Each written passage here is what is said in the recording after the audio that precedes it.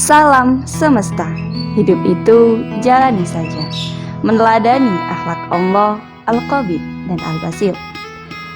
Kawan, kita sering merasakan dua perasaan yang saling bertentangan di waktu yang bersamaan. Kita bahagia, tapi saat itu pula kita bersedih.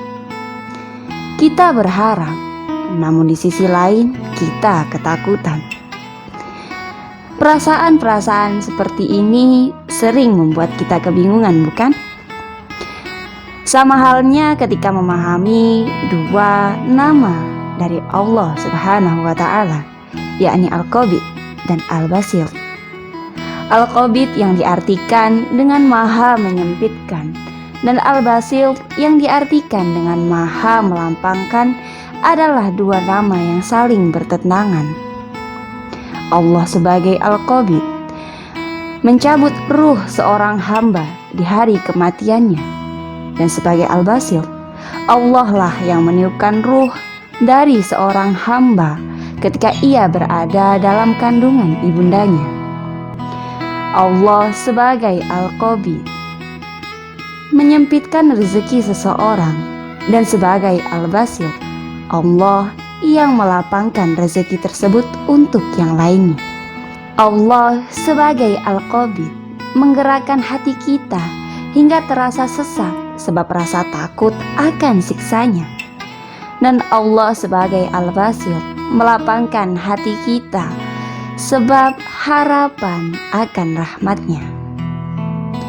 Dalam kehidupan kita tidak akan pernah berada dalam satu keadaan terus-menerus.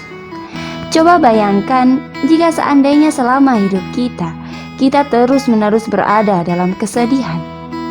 Apa yang akan terjadi pada kita?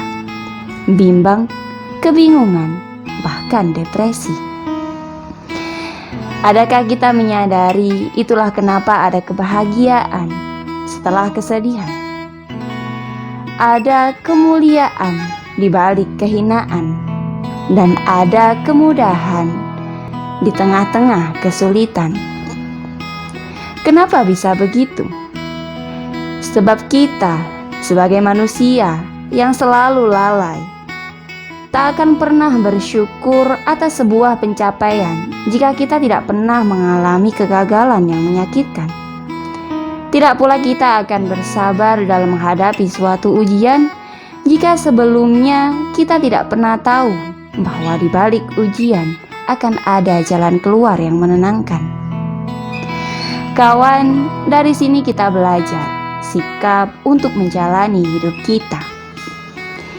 Yang harus kita lakukan ketika menerima sebuah ujian adalah bersabar dan menunggu tanpa menghentikan usaha yang kita lakukan, dan terus-menerus berdoa, bukan agar segera kita dikeluarkan dari ujian tersebut, melainkan agar kita diberi kekuatan untuk menjalaninya tanpa keluhan. Begitupun ketika kita telah berhasil keluar dari ujian tersebut, kita tidak akan merasa sombong dan bangga diri atas pencapaian yang kita lakukan. Rasa syukur yang kita rasakan akan mendorong kita untuk tetap rendah hati dan mudah untuk berbagi dengan sesama agar mereka juga merasakan kebahagiaan yang kita rasakan.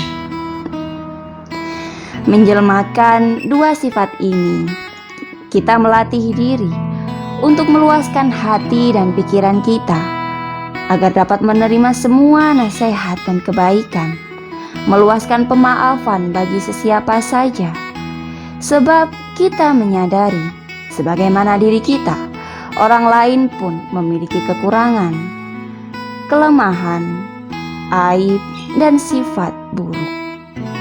Juga kita menyempitkan kesempatan untuk diri kita melakukan keburukan, dosa, dan kemaksiatan, dan menekan dalam-dalam keinginan-keinginan dan ego kita dalam berhubungan dengan sesama, sehingga akan terciptalah hubungan yang seimbang antara kita dan masyarakat dan hubungannya seimbang antara kita dengan Tuhan semesta alam, yakni Allah Subhanahu wa Ta'ala.